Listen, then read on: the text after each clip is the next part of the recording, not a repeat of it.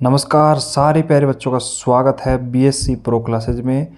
और आज की इस वीडियो में मैं आपको बताने वाला हूं कि आपको कौन सा सोल्ड पेपर परचेज करना चाहिए, वो पार्थ या फिर सारथी। तो अब यहाँ पे मैं बात कर रहा हूँ ऑल बीएससी स्टूडेंट्स के लिए, चाहे वो फर्स्ट ईयर का हो, चाहे सेकेंड ईयर का, चाहे थर्ड ईयर का। लेकिन अब मेरे पास बहुत सारे कॉल भी आ गए, मेरे पास कमेंट भी आते हैं कि सर हम कंफ्यूज हैं कि सर कौन सा सोल्ड पेपर पार्थ सारथी कौन सा बेस्ट है। आप थोड़ा सा गाइड कर दो जिससे कि हमें बेस्ट रहेगा और हम बेस्ट सोल्ड पेपर परचेज कर सकें और हम स्टडी कर सकें। तो अब होता क्या है कि भाई कई बच्चे आपस में बोल देते हैं भाई आप सारथी ले आना, पार्थ ले आना, वो सही है वो सही है। तो आज की इस वीडियो में कंप्लीट अपन दोनों में कंपेयर करेंगे कि पार्थ बेस्ट है या सारथी बेस्ट है।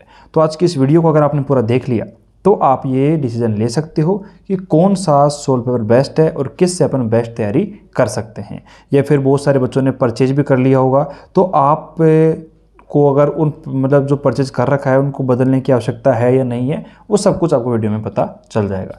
चलिए वीडियो को शुरू करते हैं। सुनो मेरी बात।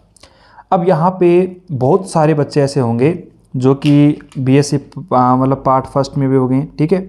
बीएससी पार्ट फर्स्ट की बात कर रहा हूँ मैं, सेकंड भी है, थर्ड भी है, जिन्होंने पार्थ परचेज कर लिया होगा, ठीक है। उसी प्रकार बहुत सारे बच्चे ऐसे भी हैं जिन्होंने सारथी परचेज कर लिया है। तो अब उनको चेंज करने की आवश्यकता है या नहीं है। जिन्होंने पार्थ ले ली उनको सारथी लेने की आवश्यकता है या नहीं है, जिन्होंने सारथी ले ली उनको पार्थ लेने की आवश्यकता है नहीं है। सुनो मेरी बात। अब यहाँ पे मैं कंपेयर करता हूँ कि आखिरकार आपको पार्थ में क्या मिलेगा जो कि आपको सारथी में नहीं मिलेगा, और सारथी में ऐसा क्या मिलेगा जो कि आपको पार्थ में नहीं मिलेगा। भाई दोनों क्या है आपको पता है, दोनों सोल्ड पेपर हैं, पार्थ भी है और सारथी भी है, ठीक है। आपको दोनों सोल्ड पेपरों में वही लगभग जो लास्ट के 10 ईयर के, लास्ट 10 ईयर के जो सोल्ड पेपर हैं वो आपको मिलेंगे फिजिक्स केमिस्ट्री मैथ के, फिजिक्स केमिस्ट्री मैथ के, दोनों में सेम क्वालिटी है, ठीक है।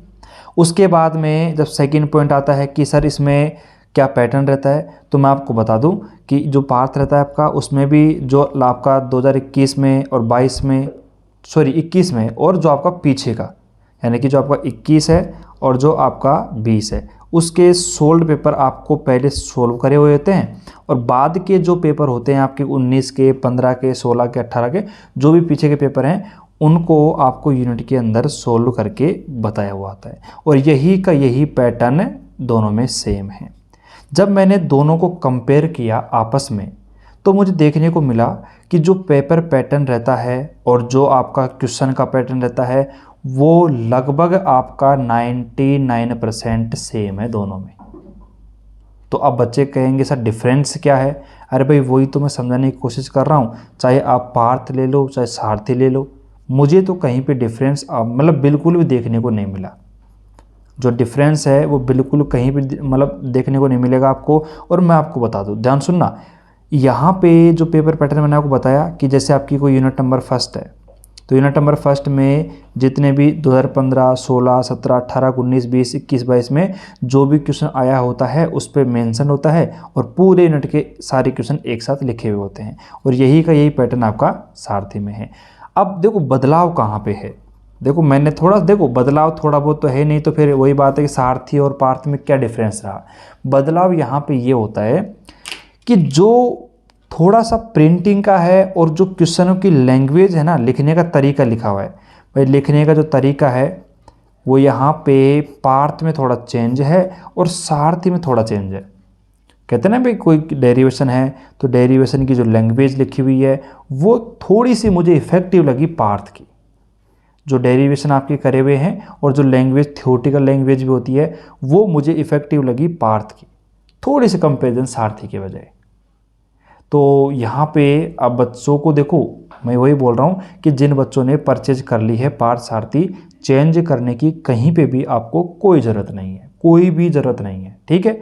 अब आपको उसी से पढ़ना है और आराम से पढ़ना है, क्योंकि मुझे पता है। आप खुद बताओ, फिजिक्स केमिस्ट्री मैथ में मैंने देखो कई टीचर, बहुत सारे टीचर ऐसे हैं जिनको मैंने कहते देखा है कि भाई अगर आप लास्ट के सोल्ड पेपर पढ़ लेते हो तो आप गारंटीड 100% पास हो जाओगे।